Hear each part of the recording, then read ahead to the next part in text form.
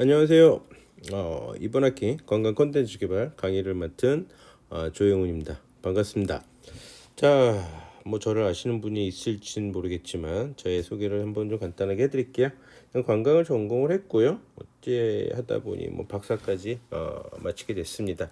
근데 저는 그 여행이 너무 좋아서 한양대 관광학과를 목표로 공부를 했었고 다행히 운이 좋아서 입학을 하게 되고 그래서 일 얻게 됐고 졸업하자마자 여행업에 관광산업에 그냥 종사를 했어요. 4학년 때 취업이 되지 않습니까? 그래서 취업을 해서 지금까지 여행업에 종사를 하고 있습니다. 그래서 중간중간에 어떤 기회가 돼서 석박사까지 마쳤는데요.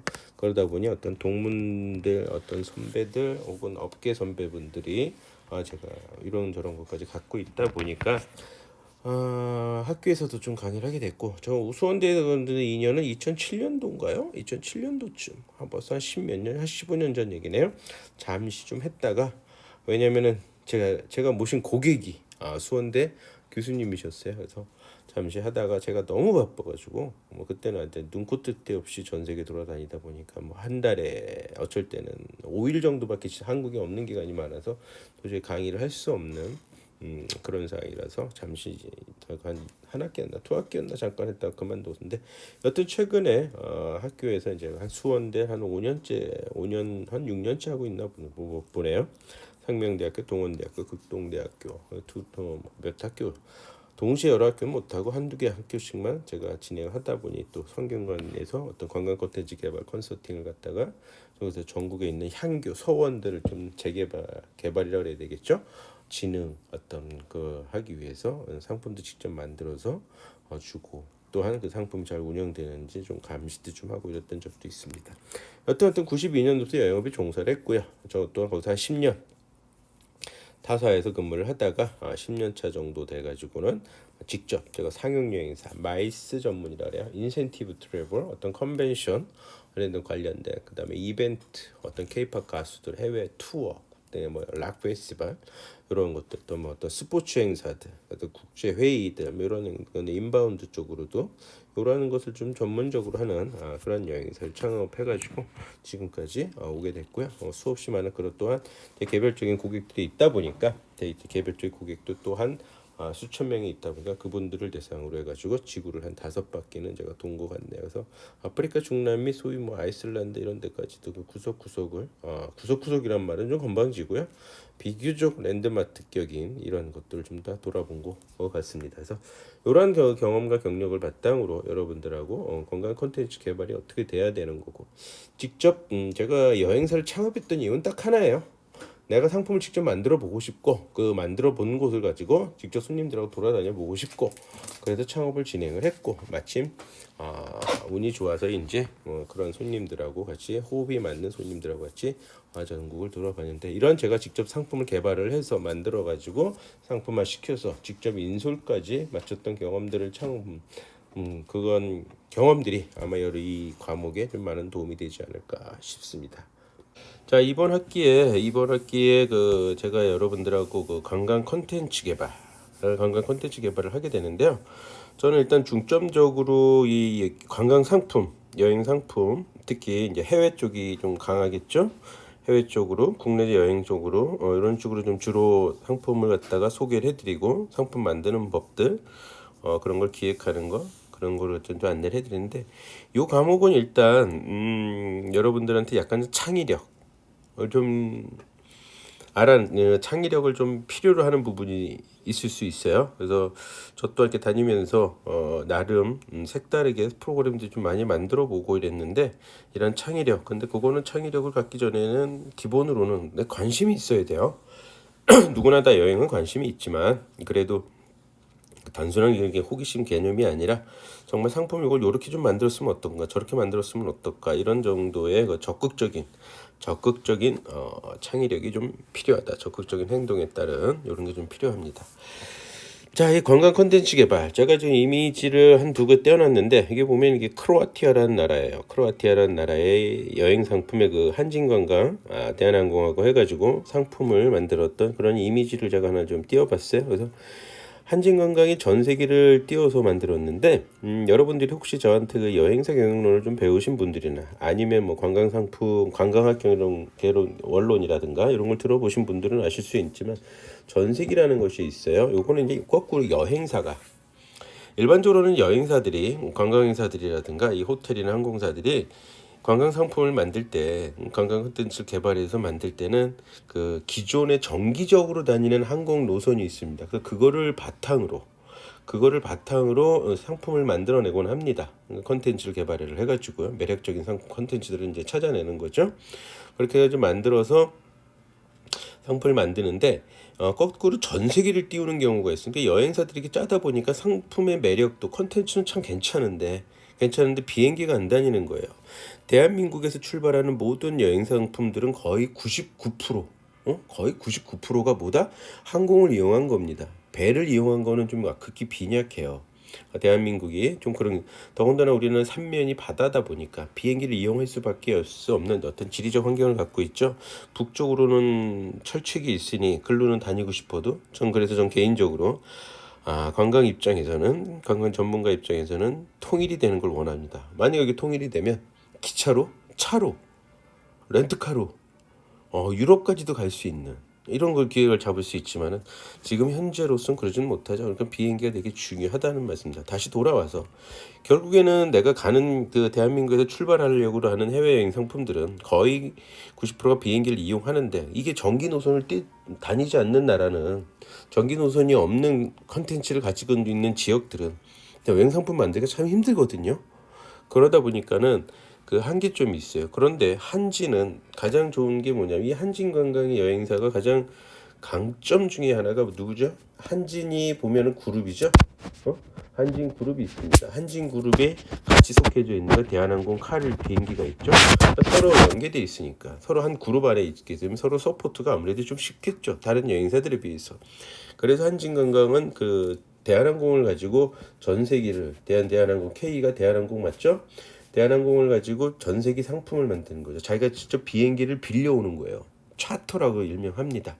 그래가지고 정기적으로 다니는 게 아니라 한시적으로, 일시적으로 2개월이면 2개월, 3개월이면 3개월, 아니면 짧게는 한 달에서도 한 서너 번만 이런 식으로 일주일에 한 번 정도에서 한 서너 번만 다니는 그래서 그렇게 상품을 만들어내거든요. 그 비행기를 다니게 해서 대한항공에서 비행기를 빌려주고 이런 식으로 하는 게 되죠. 그러면은 이거의 장점은 뭐야? 타 여행사들이 못 만들어내는 상품이죠. 만들어낼 수가 없잖아요. 비행기가 없으니까. 비행기가 안 다는 지역이니까.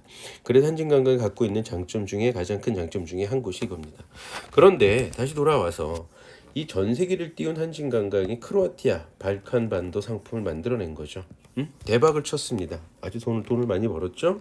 이 상품으로 인해서 이 크로아티아 아드리아 쪽에 아주 유럽의 숨은 보석이라고 홍보도 많이 하고 많은 사람들이 찾아가는 여기 지금 현재 보이는 여기가 듀브로브니크라는 그 항구인데 정말 그 옛날 그 중세 시대 때 여기도 로마 시대의 그 유적이 고스란히 남아있는 데입니다. 여기까지도 로마가 지배를 하고 있었고 특히나 이제 동로마 제국 쪽에서 서로마 제국 쪽에서 서로 되는 이런 쪽에서 서로 많이 다루던 곳이기 때문에 그런 유적도 있고 아드리아해안의 그 바닷가를 쫙 끼고 있는 자연관광 플러스 유산관광이 문화유산 관광이 다 포함되어 있기 때문에 관광객이 많이 찾는 곳 중에 하나다. 더군다나 이 크로아티아는 그 남쪽에 차지하거든요. 위치가 비교적 남쪽에 그러니까 북유럽, 중유럽, 동유럽 사람들이 많이 내려오는 지역이다라고 보시면 될 것 같아요. 그래서 그 위치를 정확히 한번 보시게 된다면 어떠냐? 자 보시자. 짜자자자 지워버리고 지워버리고 나서 보면 여기에요. 그러니까 지금 현재 스위스 있죠, 오스트리아 있죠, 이쪽이 독일이 있어요, 이쪽이 프랑스가 있죠, 여기 이탈리아가 있습니다. 이게 크로아티아, 이게 아드리아 해안이거든요. 조금 전에 그 보였던 그 유적지가 여기 쪽에 있습니다. 요거 듀브로브니크라고 이쪽에 있습니다. 듀브로브니크가 여기 있는데 정말 이쁘고 아름다운 그 중세 유럽의 유적지로서 고스란히 그 유적이 다 남아 있어가지고 중세풍을 걸어다니는 듯한 그런 느낌을 주고 있죠. 근데 그 자그레브 비행기를 직접 띄웠다는 거예요. 인천에서 쫙 여기까지 오는 거. 사실 딴 데는 이 근처에 직접 오는 비행기가 베니스, 밀라노, 로마 이쪽으로 이제 비행기가 다녀요. 대한항공, 아시아나가 서로. 그 다음에 이후에 보면 비엔나, 응? 비엔나가 다니고 여기 체코 프라하. 체코가 체코에 있으면 여기 체코 프라하가 이쪽에 있고요. 여기 이제 오스트리아 비엔나가 있습니다. 응? 독일 쪽에 미넨이라든가 이쪽에 있고요. 미넨이랑 프랑크푸르트가 이쪽에 있죠. 그러니까 이 크로아티아 쪽이나 이런 쪽은 단지가 아닌 거죠. 여러분들이 잘 알고 있는 제2차 세계대전이 일어났던 곳이 보스니아지 않습니까? 사라예보의 총격. 오스트리아 황태자를 갖다 살해했던 곳, 그 총 한 방에 그 2차 세계대전이 일어나게 된 곳이죠. 그래서 여기가 그런 많은 나름대로의 자원을 많이 갖고 있는 곳이다라고 보시면 될 것 같아요. 그런데 이 크로아티아가 왜 이렇게 떴고 한진관광이 만들어냈느냐, 그 상품을 갑자기. 사실은 어느 순간까지는 거의 잘 모르던 곳입니다. 일반 사람들은. 이쪽에 관심이 있지 않는 사람들은 크로아티아를 잘 모르던 곳이었어요. 그런데 이 김자옥 씨가 지금은 이제 고인이 되었는데 이 김자옥 씨가 마지막 촬영지가 이 크로아티아였어요. 꽃보다 누나라고 아시죠? 응? 꽃보다 누나라는 거기서 촬영을 하게 된 거죠. 거기서 이제 이 크로아티아가 많이 알려지게 된 곳이 여기 크로아티아가 이렇게 해서 알려지게 되면서 사람들의 관심도가 높아지게 되고 여기가 생각보다 가볼 만한 컨텐츠로 여행 상품 컨텐츠로서는 괜찮은 지역이다라는 판단을 갖기 시작을 했던 거였죠. 그래가지고 이 크로아티아 플리트 비치 여기 국립공원입니다. 정말 이쁘죠. 여기 정말 저기 플리트 비치. 그래서 이렇게 그 꽃보다 누나 이생기가 아마 여기 했었을 겁니다. 이생기가. 그래서 여기 이 드라마에 알려지기 시작하면서 크로아티아가 뜨기 시작을 했고 거기에 한진하고 롯데가 손을 잡고 왜 여행사 한 군데가 다 그 비행기가 유럽을 비행기가 띄우려면 대략적으로 대형 비행기가 떠요. 그러면 그 좌석이 대략 최소한 데 350개 썩은 있습니다. 그러니까 그걸 다 모은다면 다 모으기 쉽지 않잖아요. 여행사 한 군데서. 그러니까 한진하고 롯데하고 서로 홍보해 가면서 수익이 하면 자기네들이 어떤 계약을 맺었겠죠. 수익을 내는 방법에 수익을 나누는 방법에선 어찌됐건 한진과 롯데가 이 상품을 띄우면서 홍보를 하니까 또다시 TV에 나왔던 지역이어서 저기 김자옥 씨 때문에 본격적으로 알려지기 시작을 했고 더더욱 그러니까 꽃보다 누나에서 나오기는 하면서 알려졌지만 김자옥 씨의 사망으로 확 알려지면서 여행사들이 상품을 만들어서 홍보하기 시작하면서 더더욱 더 많이 알려진 곳이 이 크로아티아였다는 거죠. 그래서 이 직항을 만들어낼 수 있는 한진과 롯데 위에는 이 상품을 만들 수가 없었다라는 사실입니다. 무슨 얘기인지 아시겠죠? 그런 상태가 되고 있었기 때문에 이 대한항공 한진관광의 파워가 상당히 셌다라고 보시면 되죠. 그래서 이렇게 한진관광과 롯데관광이 상품을 만들어내서 판매를 시작을 했죠. 대략적으로 400만 원에 판매를 했어요. 꽤 세죠? 요금이. 자 보실까요? 여기 이제 한진이고 여기는 롯데고. 상품이 이렇게 셌었단 말이죠. 용품 상품 보통 이때 당시에 유럽 상품들이 얼마였냐면 동유럽이 다 200만 원대였어요. 근데 거의 400만 원까지 돼버린 거예요. 확 뛰어게 올라도 어떻게 해서 그렇더라면은 이 한진이나 롯데만 만들어낼 수 있었으니까 경쟁 상품이 없는 상품이죠. 경쟁자가 없는 거죠. 경쟁자가 없으면 나 혼자 완전히 왕이잖아. 이 상품에 대해서. 그러니까는 고가의 간격을 만들어내서 수익률이 좀 높았겠죠. 그러니까 수익률이 높았으니까 어쩔 수 없지 않습니까? 그렇죠. 그러니까 아주 한진과 롯데는 대박 상품이 될 수밖에 없었다라는 거죠. 그래서 어떻게 되겠습니까? 하나투어 같은 상품을 한번 만들어냅니다. 어디로? 아까 얘기했던 비엔나로. 비엔나는 대한항공이나 예전에는 아시아나가 직항이 있었고 그러다가 어느 순간 이후에 비엔나가 다시 대한항공에 다니는 노선이 됐어요. 그러니까 아시아나가 그때 빠졌었던 이유는 저것 때문에 그만 빠져나갔었거든요. IMF가 아니라 뭐죠? 그 금융사태 터지면서 그런 일이 있었거든요. 그래서 금융사태 빵 터지면서 너무 상황들이 어려워지니까 아시아나가 비행기 다니다가 이제 철수를 했고 그러다 대한항공이 다시 복귀를 해가지고 다니고 있던 건데 그래서 한진관광이 비행기를 여기까지 와서 상품을 만들어냈던 거죠. 이런 식으로 비엔나에서 버스 타고 이동하는 거예요. 이렇게 얼마나 힘들었겠어요. 이렇게 된 거죠. 그러나 보십시오. 한진관광은 어떻게 짰겠어요? 이게 필요 없죠. 한진관광 프로그램을 어떻게 짜요? 한진관광 프로그램을 짤 때 바로 비행기 일로 들어오는 거죠. 이렇게 짜는 거죠. 그러니까 이만큼의 버스 이동이 필요한데 이게 없어졌다는 거죠. 이거 버스 이동 8시간 이상 걸립니다. 아찔하죠? 버스만 타고 이렇게 아찔하다는 상태죠. 그러니까는 하나투어가 상품이 7-80만 원이 더 저렴했어요. 그러니까 한진이나 롯데가 400만 원 정도에 판매를 했지만 하나투어는 300만 원 초반에 판매를 했거든요. 그래도 잘 안 됐었다라는 거죠. 왜냐 여기 밀리죠, 여러분.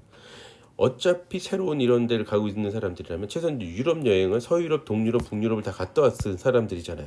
이런 사람들이 선호를 하니까 이런 사람들은 벌써 유럽을 다 한 바퀴 돈 사람들이라서 여유가 좀 없지 않아 있겠죠. 그러니까는 가격 갖고 싸우는 것보다 새로운 곳을 가고 싶어하는 고객들이다 보니까 가격은 일단 두 번째 기준이죠. 첫 번째는 새로운 어떤 것, 뭔가 새로운 컨텐츠가 이 사람들한테 욕구를 채워줄 수 있잖아요. 그런 식으로 해서 쉽진 않았다라는 거죠. 하여튼 우리가 지금 관광 콘텐츠 개발을 배웁니다. 그러니까 크로아티아라는 새로운 콘텐츠가 개발이 된 거예요. 그것도 TV에 의해서 홍보에 알려줘서 지금 현재 관광공사에서 빅데이터 분석을 한다면은 항상 이런 것이 필요하다라 그랬거든요. 새로운 것을 찾아가는 고객들의 아주 다양한 욕구 상품이 필요하다는 이 시기에 그러니까 거기에 맞게 이거 상품이 만들어진 거죠. 욕구에. 그러니까 다양한 고객들의 욕구. 해외여행을 여러분들이 파리를 갔다 왔으면 또 파리를 가느니 그 다음에 기회가 경제적인 여유가 시간적인 여유가 된다면 어디로 가겠습니까? 로마가 됐든 프랑크푸르트가 됐든 아니면 영국 런던이 됐든 이런 데를 가겠죠. 스페인 마드리드 갈 데가 엄청 많잖아요. 그다음에 북유럽의 노르웨이, 핀란드, 스웨덴 또 그다음에 뭐 아프리카 새로운 곳을 가게 되는 거죠. 그런 데를 한 바퀴 다 돈 사람들이라면 왜냐면 저랑 같이 지구를 한 바퀴 돈 회원들이 있어요. 그 회원들은 벌써 2000년도에 지금부터 20년 전이죠. 거의 20년 전에 벌써 아프리카를 갔다 왔거든요. 아프리카 중남미를.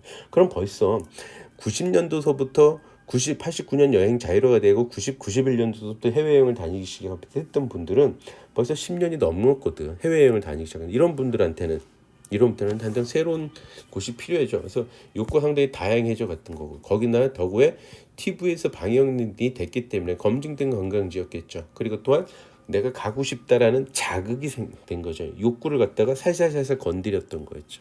그렇기 때문에 이런 상품이 만들어졌다라는 걸 보여드리면서 저 또한 거기에 편승을 해서 이 상품을 만들었어요. 근데 저는 또한 마찬가지 하나투어처럼 한진이나 롯데처럼 직항을 못 만들어요. 저도 비엔나로밖에 갈 수가 없었다라는 거죠. 이건 이제 제 상품이 이런 양식이거든요. 그 비엔나를 가서 슬로베니아로 거쳐가지고 크로아티아로 해서 다시 비엔나로 이렇게 나오는. 그러니까 아까처럼 버스 이동이 좀 있을 수밖에 없었죠. 근데 저한테 다행히 저를 찾는 그 매니아 분들이 있으셔가지고 제가 그분들을 모시고 이 비싼 가격에 저도 행사를 진행했죠.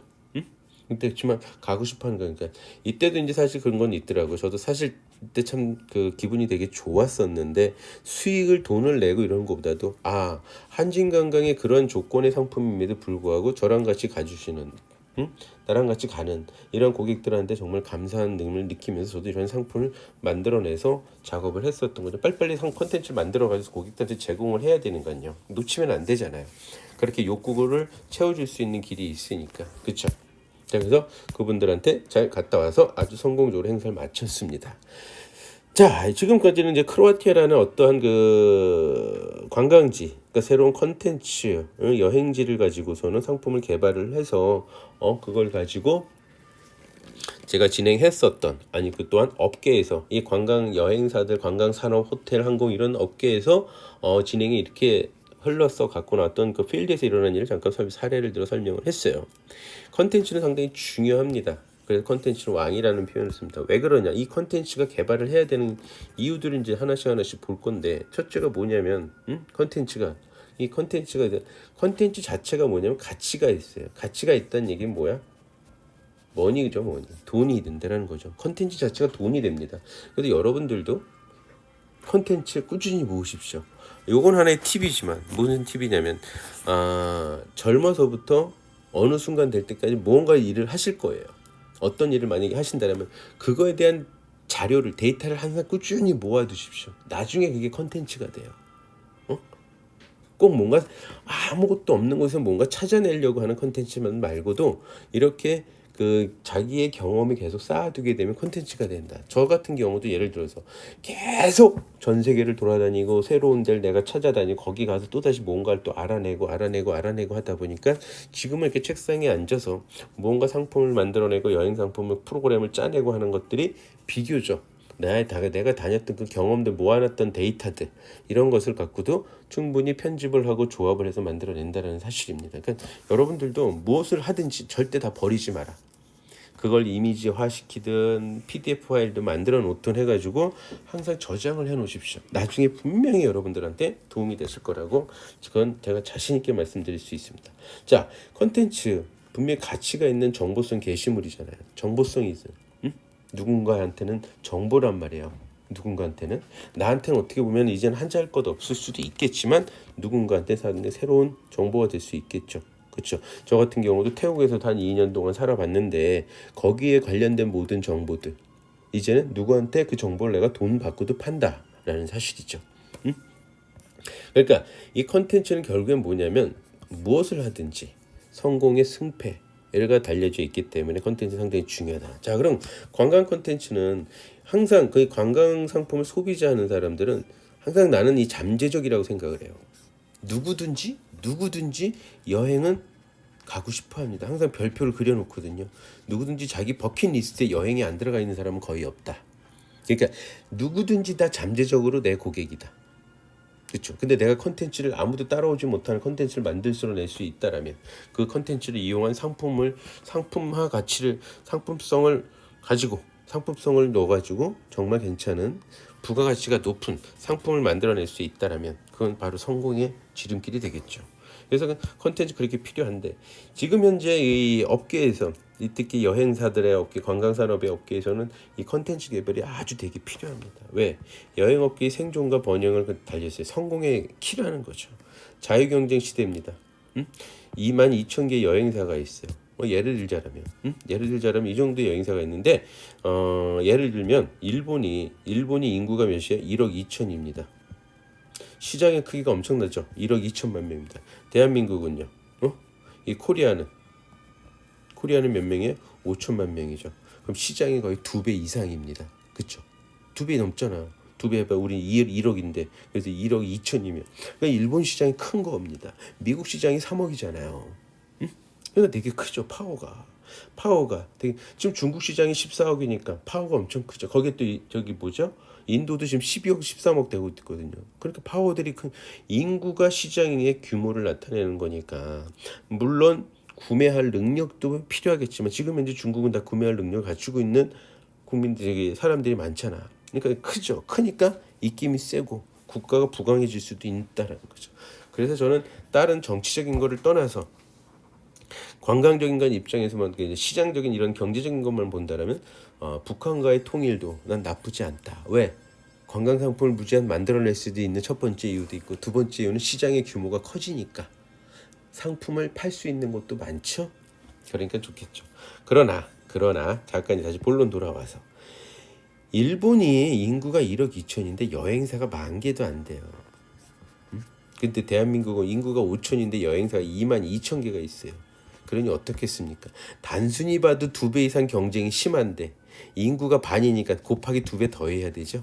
4배 이상이 경쟁이 심하다라는 거죠. 대한민국. 그러다 보니까 대한민국 사람들은 경쟁이 되게 심한 곳에 살고 있으니까 늘 바쁘고 성실하게 살 수밖에 없지 않나 이런 생각도 합니다. 하여튼 이런 경쟁이 심한 여행사들끼리서 내가 살아나려면 새로운 컨텐츠를 가지고 새로운 신상품을 만들어내서 다양해져가는 고객들의 욕구를 채워나갈 수밖에 없겠죠. 그래서 필요하다. 그렇죠. 방금 얘기했듯이 고객들의 다양한 욕구가 나타나는 거죠. 더군다나 아까 말씀드렸던 파리 갔다 온 사람이 또다시 파리 안 가죠. 그 돈 있으면 로마 가죠. 마드리드 가죠. 런던 가죠. 핀란드 가죠. 노르웨이 갑니다. 중남미 아프리카 가게 되죠. 그래서 변화가 되는 그 기후에서 변화될 수밖에 없죠. 다양해져가고 아주 다양한 시장이 된다라고 보시면 될 것 같아요. 안 그렇습니까? 그러니까 컨텐츠는 계속 이 고객들의 욕구를 충족하기 위해서 분명히 뭐한다? 필요하다. 욕구 충족을 통해서 만족을 이루어야지 되고 만족을 이루게 돼야지만 고객들은 항상 나한테 어떻게 한다? 재구매를 해야 되죠. 재구매 나한테 재방문을 할 수밖에 없죠. 저 친구는 계속 새로운 상품을 만들어내. 마침 거기 내가 가고 싶은 곳들이야. 이렇게 되는 거죠. 그럼 나는 꾸준히 기복이 없이 매출을 꾸준히 올리면서 고정 고객이 욕구 만족을 하게 되면 또 소문이 내줘서 또 새로운 고객들도 저절로 만들어지게 된다는 거죠. 저도 처음에는 제 고객이 몇 명이었겠어요. 100명도 안 됐죠. 그렇지만 지금은 저랑 같이 제 리스트에 올라와 있는 고객이 최소한 5천만 명이다. 그리고 잠재기인구 고객까지 대략 22,000만 명이 돼요. 그러니까 제가 여기 시장에서 버틸 수 있는 이유가 되겠죠. 다음 세 번째로서 여행 상품은 이제 무형 서비스입니다. 무형 서비스니까 어때요? 상품이 생명주기가 되게 짧아요. 무형 서비스니까 특히나 이 모방이 쉽습니다. 내가 한번 만들어내면 누군지 금방 따라오죠. 난 따라오게 되면 또 다시 다른 상품도 또 만들어낼 수 있는 능력을 갖춰야 되는 거죠. 그러니까 그것이 상당히 쉽지 않은 일이다. 그러니까 가만히 앉아서 쉬면 안 되는 거. 바로 쫓긴 아까 같이 경쟁력도 일본보다 훨씬 경쟁력이 아니라 자유 경쟁이 되게 심한 4배나 이상이나 심한 대한민국 시장에서 살아남으려면 어떻게 했습니다. 그렇게 해야 된다는 거죠. 그 다음에 새로운 콘텐츠는 항상 높은 수익이 발생이 된다. 왜? 독과점 형태이기 때문에. 일단 처음에는 이 상품을 못 만들어내거든요. 바로바로. 그러니까 좀 지나야 되잖아. 그렇겠죠? 검증도 해야 되고 현지 파트너들도 필요하고, 호텔도 알아봐야 되고 식당도 알아봐야 되고 차량도 알아봐야 되고, 그러니까 그러다 보니까 어떻게 하겠습니까? 처음에는 항상 가격이 높게 책정을 하죠. 그러니까 수익이 올라갈 수밖에 없다. 즉 어느 회사든지 이 컨텐츠를 새로운 컨텐츠를 활용한 어떤 상품들을 만들어내면 일단 처음에는 고수익이 나게 돼 있다. 그렇기 때문에 꼭 필요하다. 컨텐츠 자체가 사업이죠. 예전에는 컨텐츠를 이용하는 데 있어서 어떻게 했어요? 어떻게 하든지 무료로. 그래서 우리 불법 다운로드 참 많았거든요. 제가 그 인터넷이 활발히 되고 면서부터 영어 같은 걸 보려면 불법이 참 아주 그냥 만연했어요. 근데 요즘에 보게 되면 여러분들은 정당하게 달달이 얼마씩 딱 내고, 특히 뭐 넷플릭스가 됐든 이런 데가 되면 그거 다 넷플릭스나 이런 데 다 모아놓은 컨텐츠 파는 거잖아요. 영화 컨텐츠, 여행 컨텐츠, 그다음에 온갖 TV에서 아까 그 꽃보다 누나도 뭐예요? 컨텐츠 주제가 대부분이 보게 되면 요즘에 그 TV에 나오는 거 보네. 여행이에요. 거기 플러스 뭐예요? 먹는 거. 대부분 그렇잖아요. 요즘 보게 되면 1박 2일도 그렇죠. 런닝맨도 그렇죠. 이런 상품들이 다 전부 다 여행에 많이 관련돼 있다. 그리고 더군다나 여기서 식빵 요즘 먹는 거 갖고 저기 하는 거 이런 것 갖고서는 대부분이 하는 것이 뭐다. 다 이게 콘텐츠를 판매를 하는 거죠. 그리고 더군다나 이제는 이것이 더더군다나 돈이 되는 건 뭐냐면 콘텐츠를 불법으로 다운로드하는 일들이 이제 많이 사라지고 정당하게 고객들이 당당하게 내가 내 돈 주고 자기네들이 콘텐츠를 사겠다라는 거거든요. 컨텐츠를 보겠다라는 거잖아요. 그러니까 이런 상태가 되니까 컨텐츠 자체가 광고가 돼버린 거 아니에요. 컨텐츠 자체가 돈인 거죠. 더군다나 컨텐츠가 많이 있으면 또한 광고도 시켰다고 오잖아. 그럼 광고에서도 돈을 벌게 되고 컨텐츠는 무료로 제공해도 이런 일들이 벌리고 있다는 거죠. 그래서 컨텐츠는 상당히 필요하다. 이렇게 한 5가지 이유에 있어서 컨텐츠는 꾸준히 개발할 수 있어야 된다는 거죠. 여러분들도 나중에 추후에 무언가 사업을 할 때 이 컨텐츠 갖고 사업을 하는 것이 상당히 중요하다라고 보시면 될 것 같아요. 아셨죠? 자, 이제 강의 몇 포는 잠깐 쉬었다 하도록 할게요.